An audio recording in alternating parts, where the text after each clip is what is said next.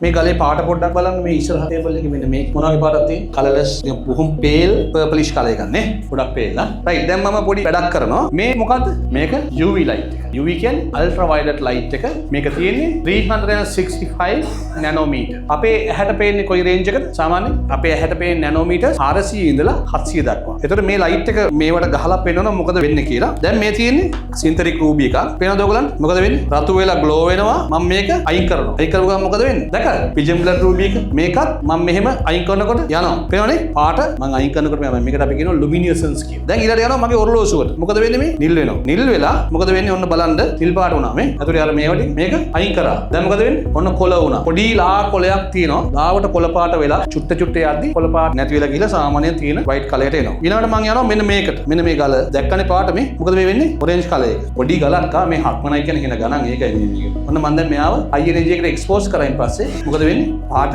orange වුණා දැන් තප්පර ගානකින් මෙයාව එක්ස්පෝස් කරපු එක අයින් කරන්න යන්න දැන් පාට කියන්නේ මොකද පාට පර්පල් වුණා